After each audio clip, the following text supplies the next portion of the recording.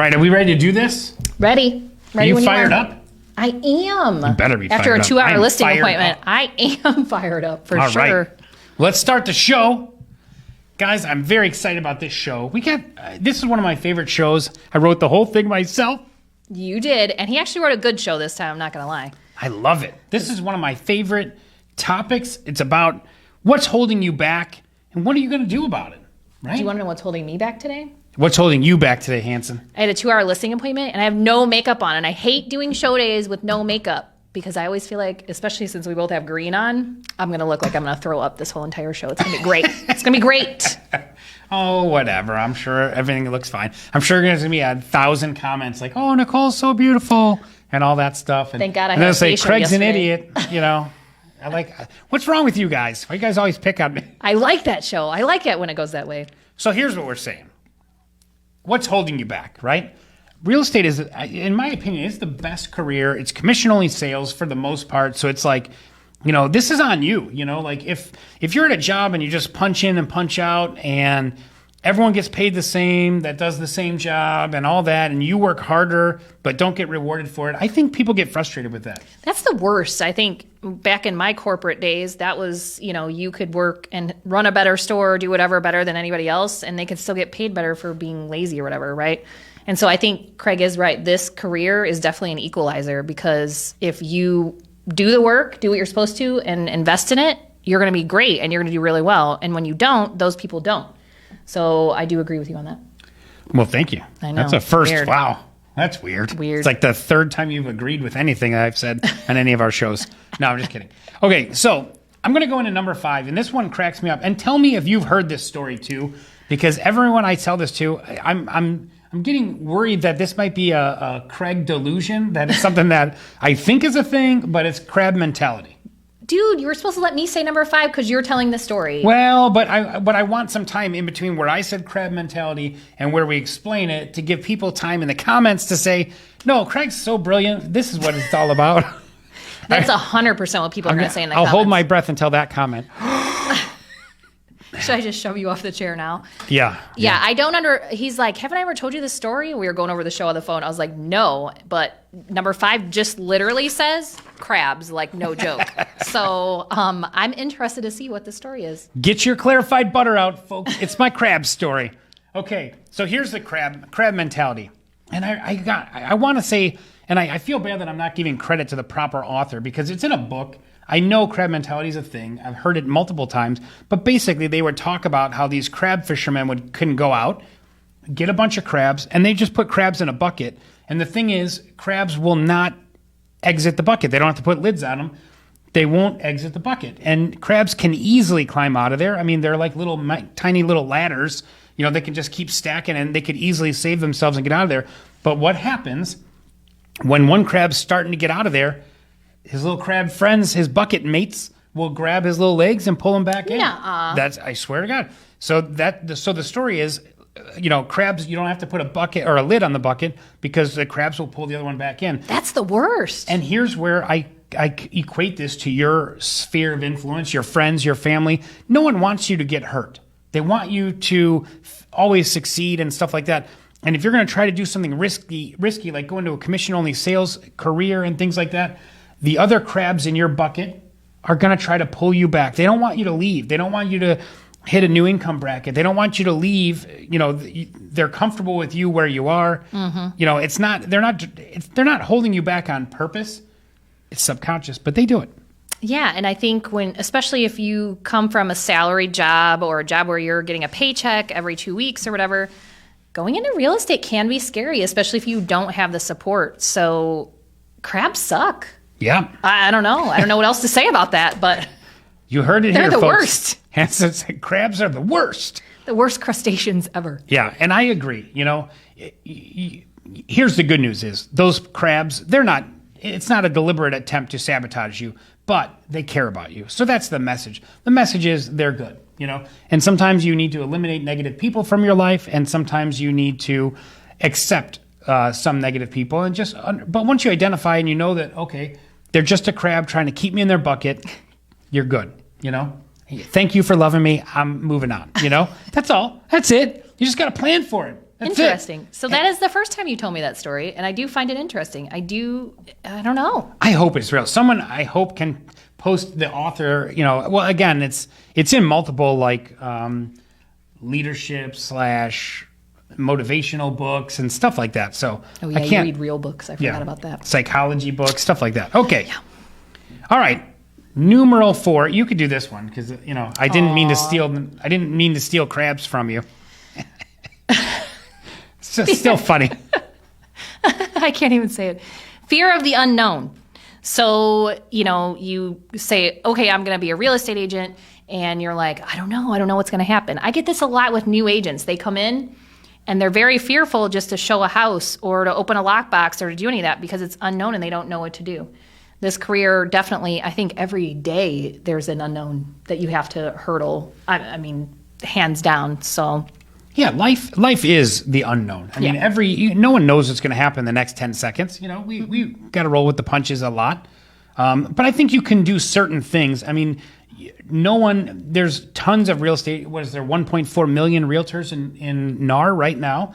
So there's plenty of people before you, and there will be more after you. So ask questions, talk to a real estate agent, eliminate some of those variables so it's not so fearful, read some books on it, read some, I would recommend joining a team if you're new. Join a big team, learn how to do stuff. 2 years. I do recommend 2 years. Yeah. Yep. Or until you get it figured out. Yeah.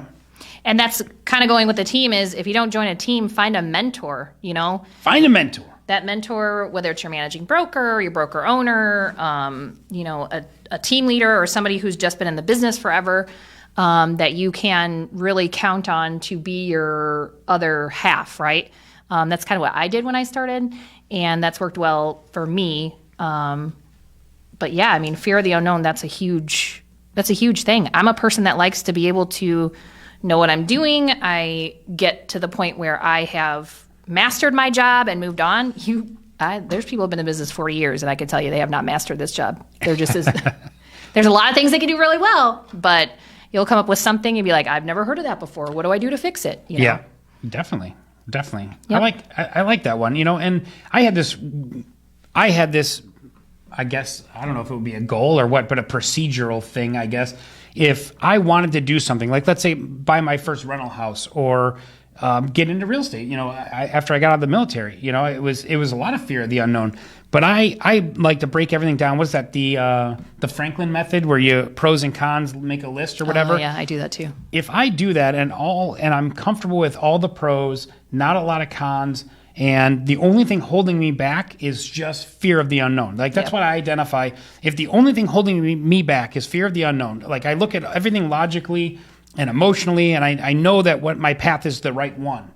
If that's the only thing holding me back, I do it no matter what it is. Yeah. Yeah. And I think that was a fun couple of years, I did Second City, I did stand-up comedy, I did all kinds of fun stuff doing that. Do you have any advice for people? We're both risk takers though. We know that what we do and the effort we put in and everything, we're going to make it work no matter what.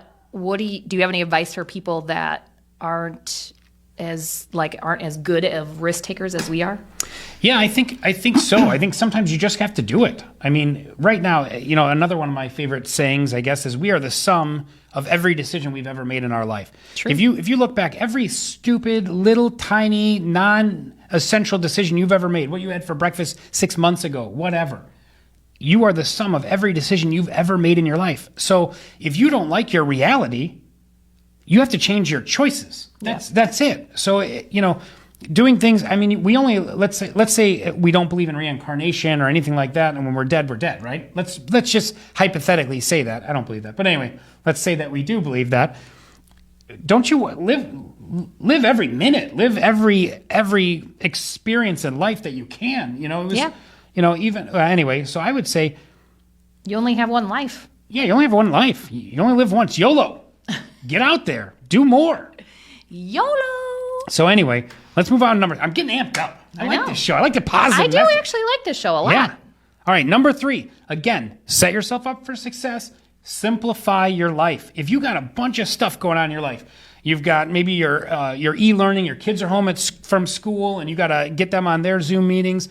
Let's say maybe you've got a relative that's not well and you're caring for. Let's say you're doing all these other things. Maybe it's not the time to start a commission-only sales job where you're going to, don't stack the deck against you, Or I think even if you are in this job, simplify your life. Do you really need to market in 4 different places and, have 5 different things that, do you really need a time block? Do you need to, do you have to go to the grocery store? Can you order groceries instead?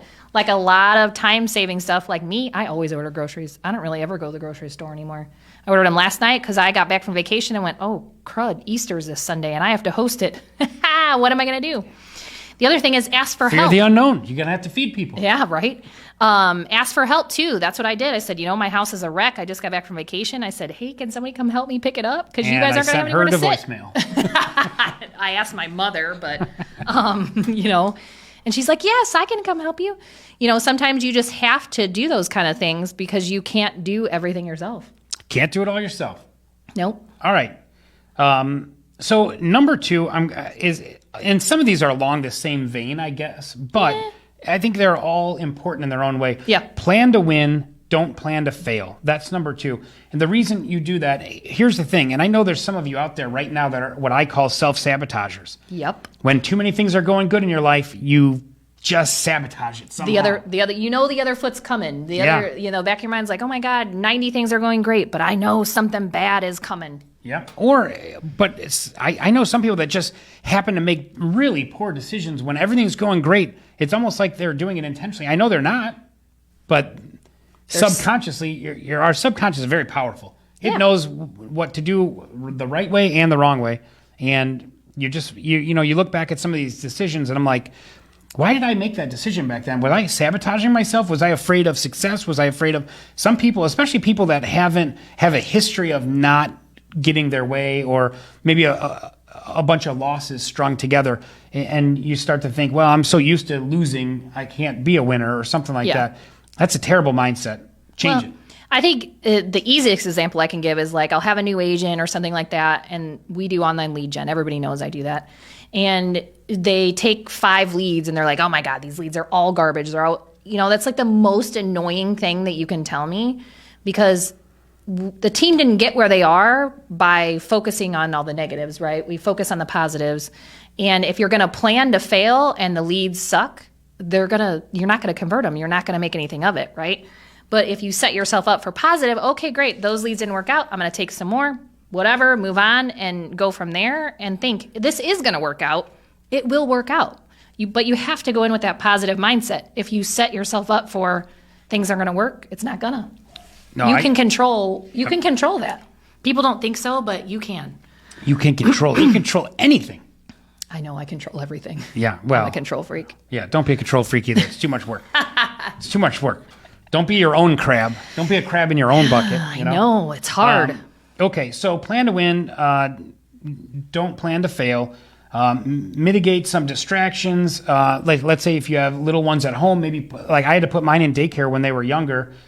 Just because at the time I was kind of working from home, I couldn't get a lot done if they were there. So I had to take the leap, and it was very expensive, and I was a rookie real estate agent. I wasn't making a ton of money, but I knew if I would make no money if I had too many distractions around. So I try to mitigate the distractions. I didn't do stuff like, make dinner or something like that, put dinner in the crock pot, while I'm home working. I worked, and that was it. Well, like social media, it can be a huge distraction, or even sometimes networking with your real estate friends can turn into a distraction, because instead of going out for lunch for an hour or two, all of a sudden you guys, the rest of the day you're like, oh, let's go do this and let's, that kind of thing. So I think planning, I plan every day. I make a to-do list. And I like checking that off. There's something really awesome about just checking off the stuff that you got done and being able to see everything you accomplished. I think that's part of setting yourself up for winning. I agree. I think that's a good tip too. Celebrate your small wins. I think that's very Yes. important. You knock something small off your to-do list, you did it. Celebrate it for a second, move on, keep going. With COVID, we have to celebrate anything positive, man. I mean, because we can't go do stuff. We can't, you can't go to concerts. You can't do all the recreational stuff that we normally do. Now it's finally, well, today is not a good example, but it is finally starting to get warmer. People are getting out, that kind of stuff.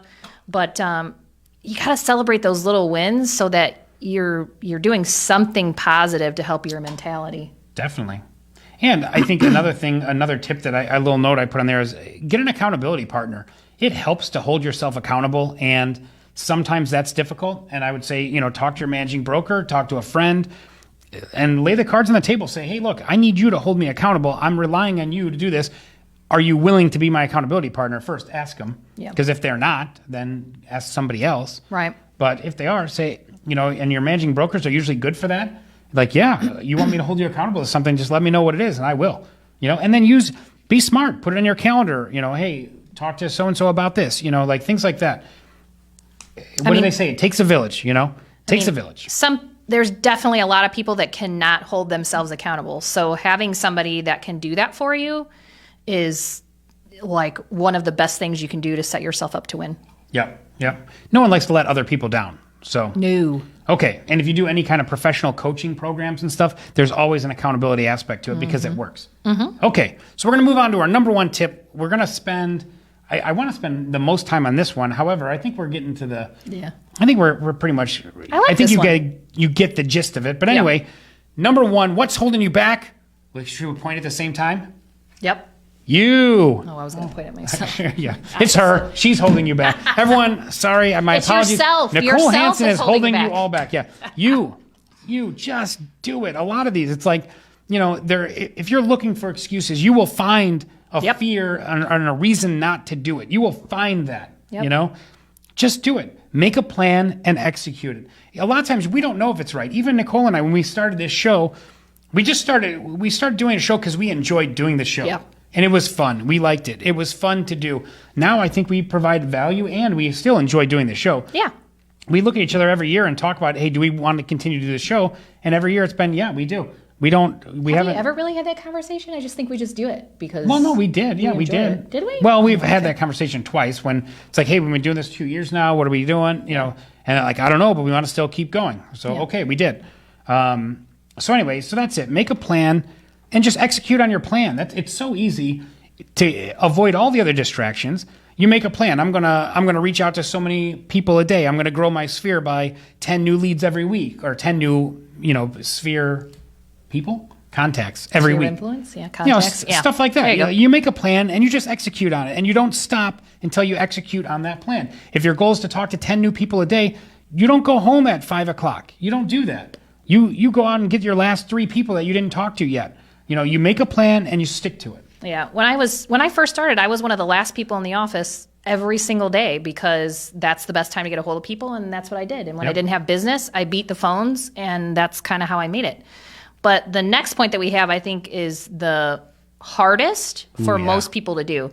What is it? Be honest with yourself. Ooh, that is a tough one. What are your weaknesses? What are your strengths? You should sit down and look at that and truly put down, if you're not good at something, that's not a bad thing. No. There is somebody else that's good at that.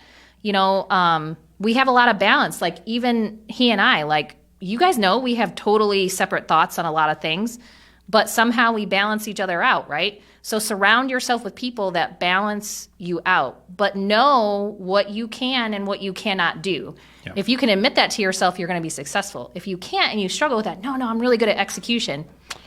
But you're not. You have all these ideas, but you don't execute, right? I'm really good at execution. I'm not great at ideas. So I surround myself with people that have better ideas than me. There's nothing wrong with that. And you need to come to terms with just being honest with yourself and knowing what your strengths and weaknesses are. I got really... On this thought, I got really effective working for sale by owners. And I was never as effective working with expired listings. And I don't know, well, I know why now, but back then I didn't understand why.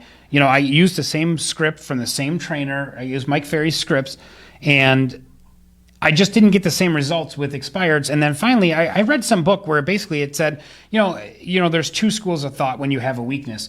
One is train, educate, overcome that weakness. Another thing is forget it, play to your strengths, right? And I read this book that said play to your strength. Then I said, you know what? Okay, I don't get the same results with expireds. Why don't I just focus on for sale by owners and just do that? And then I did great with for sale by owners, and I didn't waste any time. I didn't have the mental head trash, I call it, with getting beat up with expireds and not being as effective. And it came down to I'm a soft closer versus a hard closer. A hard closer is going to be better at expireds, and a soft closer is going to be better at for sale by owners. I know that now. I did not understand that then, but even just identifying that made my life a lot easier, and I was in alignment with my own personality, so I was more effective with the for sale by owners. Yeah. So play to your strengths. If you want to overcome your weaknesses, that's fine too. But my opinion is, in the very beginning, play to your strengths. If you're really good at something, let's say you're good at, you have a kid in soccer and you're really good talking to other parents at soccer practice and stuff. Do that. Yeah. Make it a goal to introduce yourself to one new person every week. Everybody should know you're a realtor, including the parents on your soccer kids team, right? Everybody should know that about you. I make fun of we have a friend that has, where's Jessica? She's got magnets on her car. I know she gets phone calls on those every once in a while. Yep. And I didn't do it. And maybe part of why I pick on her is because I didn't have the guts to do it. I don't want people. I drive like a maniac. I don't know if I want anyone to know it's me. But anyway, so. But that works for her, and that's playing to her strengths. Yeah, yep. She wants people to recognize her. She wants people to do that, and she does it. So good for her. And I know she does get calls off of it. Yep. And I know she got a complaint call for her driving once too. Haha, Jess. But, he's calling you out, once, Kish. But all those leads that she gets from it, it's great. Yeah. It's all about hitting the right person at the right time. If you're getting gas at a gas station and the guy next to you needs to sell their house, boom. You wish you had a magnet on your car then. Right. Yeah. So anyway, don't be a secret agent like me. So anyway, okay. Now, and then the last thing, like Nicole said, being honest with yourself, I do think is that's the hardest thing for most people, because no one likes to admit when they mess up. Nope. But we all know we screw up all the time. Yep. Okay. So we're good with that? Yep. All right. Positive habits. Here's the thing. Habits are the key to everything. Yes. If you can make something you have to do every day just a habit, it gets 10 times easier. I made a habit of going to the gym every other day, or 3 to 4 days a week I go to the gym, right? I tell myself that, and then I go to the gym. When COVID started and the gym closed, I've been back to the gym maybe 3 times since they reopened. Yeah. Because I got out of the habit. Okay. So when you get into the habit, it's easy. You plan around it. You do everything. When you have to actively think about what I'm going to do, like eating lunch usually is not. It's usually a habit. We are used to eating lunch at noon time or whatever. So, but if you make it a habit, so for instance, and again, this goes back to your decisions, right? If you make horrible decisions, it becomes a habit. You're going to be like smoking cigarettes, right? It's a habit. You do it all the time, Then you have triggering things that do that. What you have to do is set yourself up for success with habits. So if your habit, and start off easy.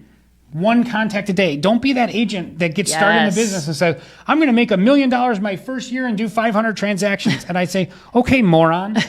There's literally 0 agents in Northwest Indiana or, that do it in our marketplace. You look at your marketplace and you say, okay, I love your attitude, but don't be an idiot. Don't plan to fail. Yourself. Yeah, that's planning to fail. I mean, set realistic goals.